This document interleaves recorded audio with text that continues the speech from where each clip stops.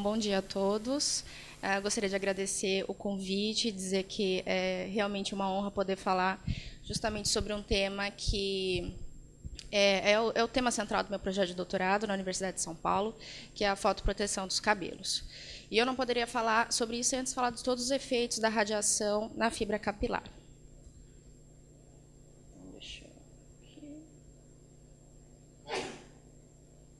Bom, o Celso já falou um pouquinho da estrutura da fibra.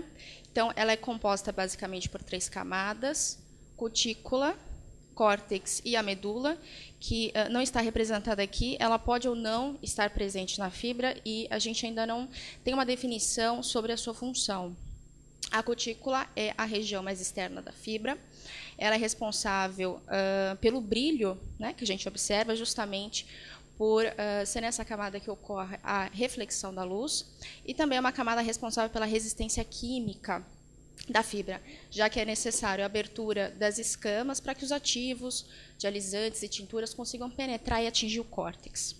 O córtex é a região mais interna, responsável também pelas propriedades mecânicas da fibra capilar, e aqui é onde se localiza a maioria dos grânulos de melanina, que é o pigmento que dá cor aos cabelos e também age como um fotoprotetor natural. A radiação solar ela afeta tanto a cutícula quanto o córtex, por isso a importância da gente estudar os efeitos da radiação nessas 2 camadas para poder desenvolver produtos, né, fotoprotetores. De todo o espectro eletromagnético, a radiação solar ela ocupa apenas a faixa que vai do infravermelho, passando pelo visível até o ultravioleta. Todas essas faixas de comprimento de onda têm algum efeito danoso sobre a fibra capilar, e há inúmeros trabalhos mostrando isso, mas a gente sabe que o ultravioleta é o que causa os efeitos mais sérios, justamente por ser altamente energética, né? O ultravioleta ele pode ser dividido em UVA, UVB e UVC. O VC não tem grande importância para nós, já que ele não atinge a superfície terrestre numa intensidade considerável por ser retido pela camada de ozônio. Então, os estudos sempre se concentram entre o VA e o VB, que apresentam mecanismos de ação diferentes. A radiação VA ela age principalmente pela indução da formação dos radicais livres de oxigênio, espécies reativas de oxigênio. Esse aqui é um dos mecanismos propostos. Tá? Então, a radiação VA interage com a melanina, gerando melanina radical, que então interage com o oxigênio, gerando as espécies reativas de oxigênio e melanina oxidada. Essas espécies reativas de oxigênio, então, geram uma reação em cadeia. A melanina oxidada, por ter uma coloração reduzida em relação à melanina original, provoca o efeito que a gente observa de desbotamento da cor do cabelo, né? A oxidação ela ocorre não apenas na melanina, mas em outros elementos da fibra, como lipídios e estruturas proteicas, né, os aminoácidos, que também leva a uma alteração de propriedade mecânica, né, o enfraquecimento da fibra capilar. A radiação UVB já tem um efeito mais direto sobre as estruturas da fibra, principalmente sobre os aminoácidos, tá? Aqui eu coloquei a estrutura do triptofano, mas o VB também age sobre tirosina e sobre as ligações disulfídicas, as ligações SS, né? A importância do triptofano para a gente na pesquisa é que ela é utilizada como marcador de dano UVB, justamente por apresentar fluorescência. Então, o decaimento da fluorescência nos indica um dano UVB à fibra capilar. Bom, a dose influencia demais no efeito que a gente tem na fibra capilar, principalmente na alteração de cor, que é o efeito que o cliente observa mais facilmente, né? Em doses menores, a gente consegue observar a alteração de cor em cabelos tingidos, que são cabelos mais suscetíveis aos efeitos da radiação. Os pigmentos artificiais eles são facilmente oxidados e, portanto, perdem cor. Ao contrário de um cabelo natural, que necessita de uma radiação, no mínimo, 20 vezes maior para que apresente uma alteração de coloração. Tá? Por isso que na pesquisa e também na avaliação de eficácia, a gente geralmente trabalha com cabelo tingido, porque é muito mais fácil, muito mais rápido, observar a alteração de cor e a eficácia de um produto do que num cabelo natural, que a gente precisaria irradiar por muito mais horas para se observar o efeito.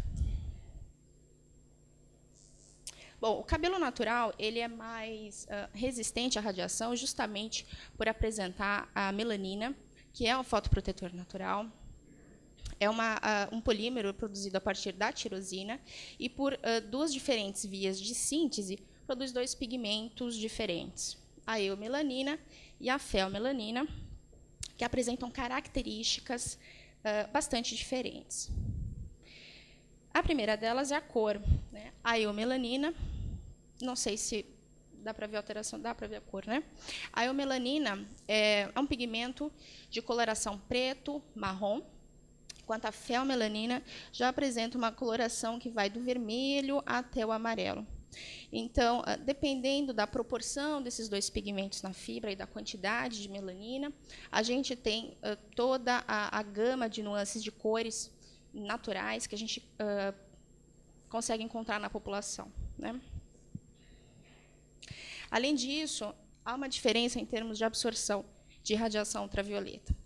Ambas, como a gente pode observar nesse gráfico, absorvem na faixa do ultravioleta, porém a eumelanina apresenta uma capacidade de absorção maior que a feomelanina. Além disso, a eumelanina ela é mais fotorresistente, ou seja, ela se oxida com mais dificuldade. É necessário uma dose de radiação maior para que se observe a oxidação da eumelanina. Por isso, a gente consegue estabelecer essa comparação entre os cabelos. Aqui a gente está falando de cabelos naturais, tá? Cabelos virgens, que não passaram por nenhum processo químico.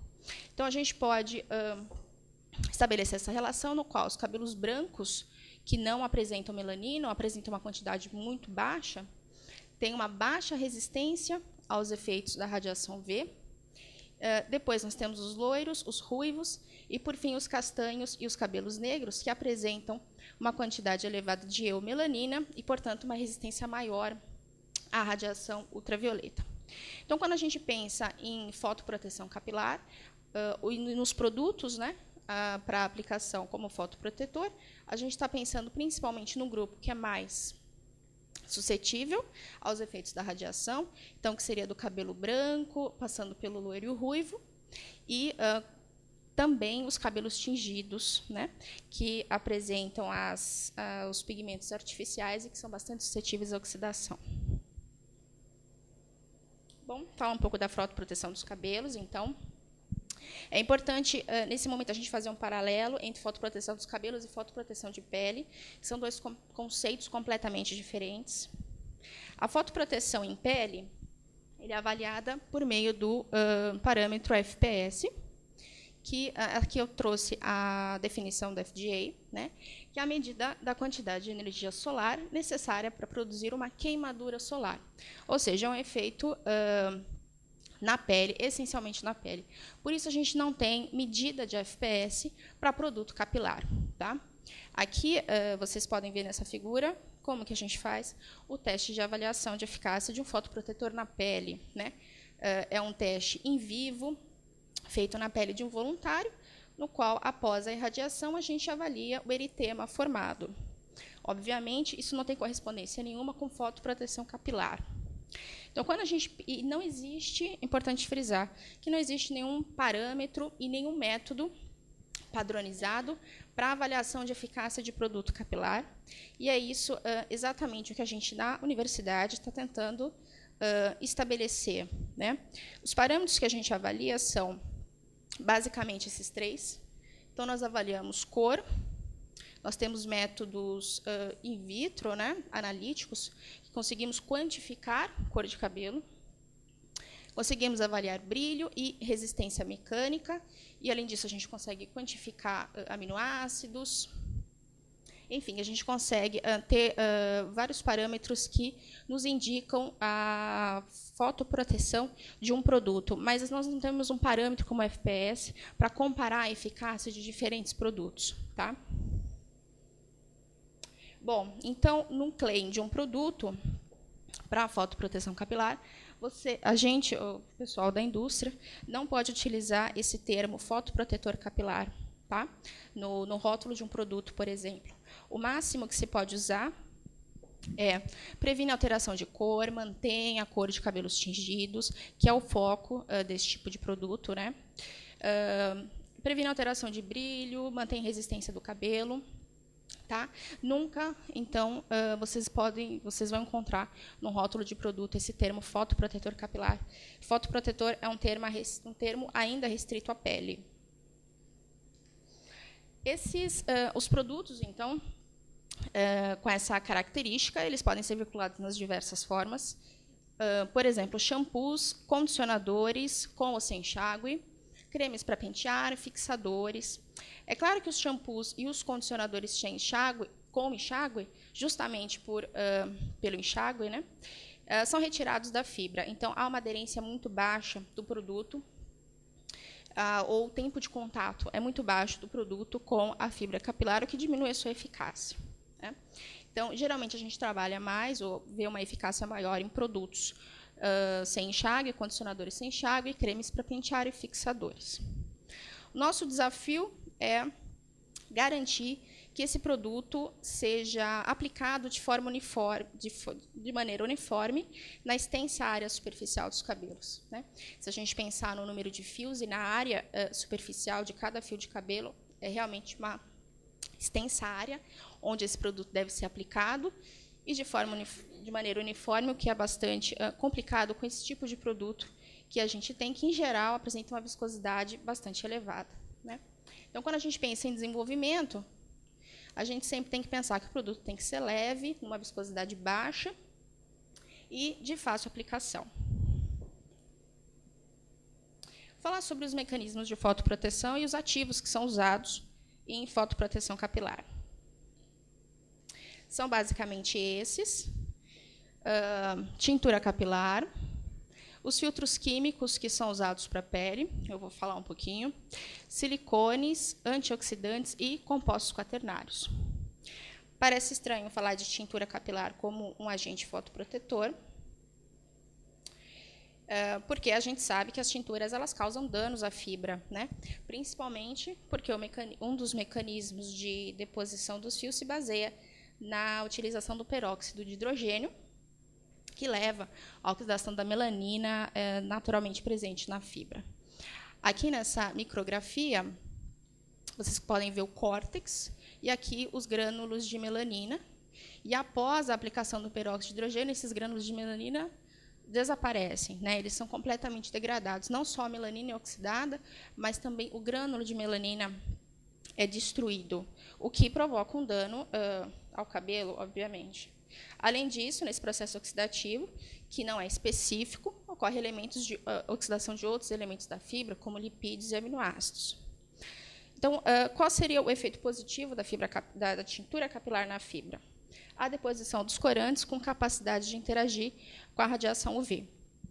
E esse tipo de abordagem seria, então, para cabelos brancos, tá? Existem trabalhos que mostram que a aplicação de tintura capilar em cabelos brancos age como protege esses cabelos da radiação. Sobre os filtros químicos que são utilizados para a pele, isso atualmente não é mais utilizado, porque a gente tem outras moléculas muito mais modernas e muito mais eficazes, mas é importante a gente discutir o porquê que essas moléculas não funcionam, né? Então, aqui eu trouxe algumas: o metoxinamato de octila, o salicilato de octila e a benzofenona 3, que são filtros muito utilizados em fotoprotetores para a pele. Mas, como vocês podem ver na estrutura química, são moléculas neutras, são moléculas que não apresentam nenhuma carga.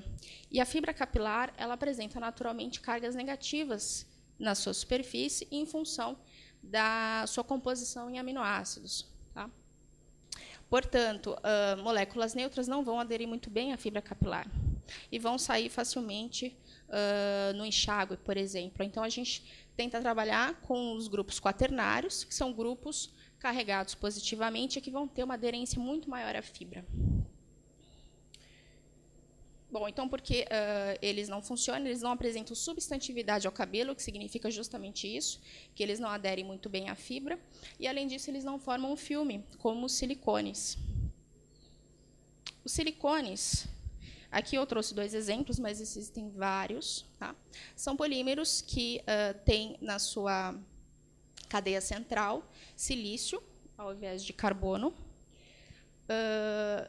Aqui é um exemplo de meticônio com poliol.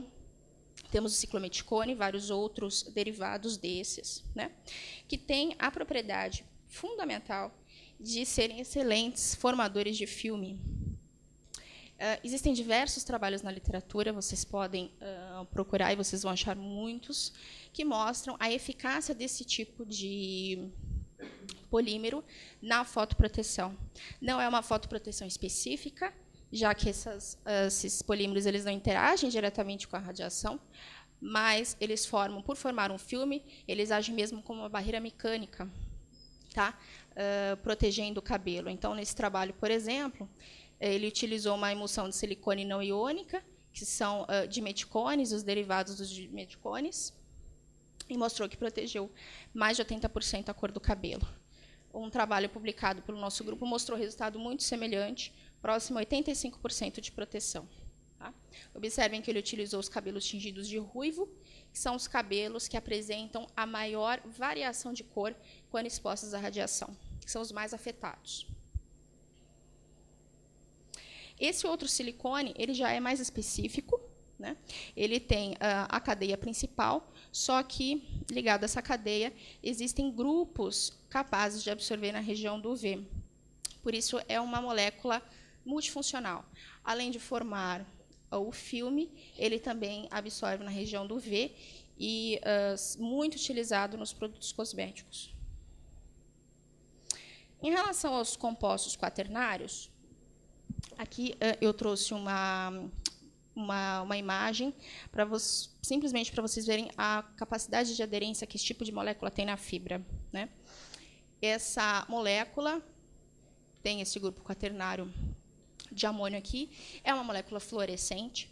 Então, ela aqui, quando aplicada na fibra capilar, mostra uma elevada fluorescência.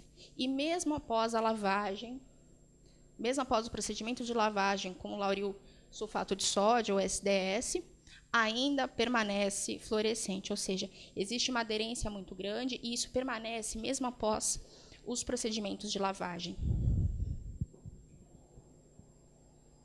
Aqui, agora eu vou mostrar para vocês as moléculas que são efetivamente utilizadas como filtros químicos para cabelo, são específicos. Tá? Então, essa aqui é o tosilato de dimetilpaba amido-propil lauril de imônio, que tem essa nomenclatura NCI. É uma molécula que apresenta o grupo quaternário de amônio e o grupo absorvedor. Também temos outra, também muito utilizada, o cloreto de cinamido-propil trimetilamônio, que tem uma estrutura muito semelhante, o grupo quaternário e mais o grupo absorvedor. Tá? Aqui, esse trabalho, achei bastante interessante, porque ele comparou justamente um filtro UVB utilizado para a pele, que é o metoxinamato de octila, com a molécula quaternária, né? O cloreto de cinamido propil trimetilamônio. Então, a gente pode observar aqui, ele trabalhou com cabelo branco, cabelo grisalho. Aqui, a mecha controle, que não foi irradiada. Aqui, a mecha irradiada, só tratada com o shampoo, com lauril sulfato de sódio. Ou seja, vocês observam que entre a mecha controle e a mecha irradiada houve um amarelamento, né? Esse amarelamento também ocorreu na mecha tratada com o metoxinamato de octila, mostrando uma baixa eficácia desse tipo de filtro. Ao contrário do filtro específico para cabelo, o cloreto cinamido propil trimetilamônio, que se mostrou igual ao controle. Quer dizer, a forte aderência desse tipo de molécula, desse grupo quaternário, garante uma fotoproteção eficaz para o produto. Aqui, algumas moléculas patenteadas, com a mesma finalidade, né? Então, tem um esqueleto, é praticamente o mesmo, só mudam os radicais. Então, a molécula quaternária de amônio com o grupo absorvedor, e aqui a mesma coisa. Tá? E existem diversas patentes de moléculas semelhantes a essas. Bom, vou falar um pouco dos antioxidantes, que é o foco principal do nosso trabalho na Universidade de São Paulo. Nós trabalhamos muito com os polifenóis, principalmente com os flavonoides, também já trabalhamos com os taninos. Hoje, o nosso grupo se concentra na avaliação de eficácia de um produto, na verdade, uma nanoemulsão que nós estamos desenvolvendo, que contém este flavonoide como antioxidante principal, que é a quercetina. Quercetina, que é derivada da Dimofandra mollis, popularmente conhecida no Brasil como favadanta.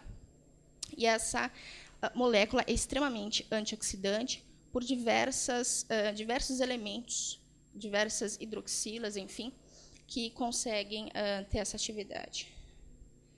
Além disso, nos produtos comerciais, vocês vão achar muitos extratos, por exemplo, o extrato de chá verde, Camellia sinensis, Apirus malus, que é a maçã, e o óleo da palma, tem esse nome científico, que apresenta uma elevada quantidade de tocoferóis, e o que garante a sua elevada atividade antioxidante. Esse trabalho nós publicamos em 2013. Então, o que a gente conseguiu observar? Que o extrato de romã, que tem uma elevada concentração de taninos, que é um grupo de polifenóis e que apresenta uma elevada atividade antioxidante, foi capaz de proteger os cabelos tingidos de ruivo em aproximadamente 60%. E esse efeito foi dose dependente. Tá? Quanto maior a quantidade de oxidantes, maior o efeito protetor que a gente observou. Qual que é o maior desafio hoje no nosso laboratório de pesquisa na Universidade de São Paulo? Desenvolver um produto que consiga aderir de forma eficaz à extensa área superficial dos cabelos. Tá? Ativos, nós temos vários à disposição. Realmente, a gente consegue, com os ativos disponíveis hoje, conseguir um produto bastante interessante. Porém, a base cosmética ainda é um problema, tá? Porque a gente não consegue aplicar de forma uniforme, de maneira uniforme. Então, pensando nisso, qual tem sido o nosso foco? A nanotecnologia, principalmente o desenvolvimento de nanoemulsões, que são formulações que apresentam um reduzido diâmetro de micela e, por isso, apresentam uma viscosidade bastante reduzida. A gente consegue formulações com uma viscosidade próxima da água, por exemplo, que pode ser aplicada na forma de um spray. E se apresenta bastante estável também, justamente em função do reduzido diâmetro de micela. A gente consegue um diâmetro em torno de 30 nanômetros, por exemplo, que é bastante baixo. Tá? E assim a gente consegue, então, aumentar a superficial de contato do princípio ativo com o substrato. Então, as nanoemulsões, elas têm mostrado bastante interessantes, em função da questão da aplicação, que pode ser interessante para o consumidor, né? E por aumentar a eficácia do antioxidante aplicado. Bom, eu gostaria de agradecer a oportunidade, o convite, agradecer a FAPESP, que é a nossa agência financiadora, a Universidade de São Paulo e a Universidade Lusófona. Muito obrigada. Eu deixo aqui o meu e-mail. Se alguém tiver alguma questão ou quiser mais informações sobre o nosso projeto de pesquisa, eu estou à disposição. Obrigada.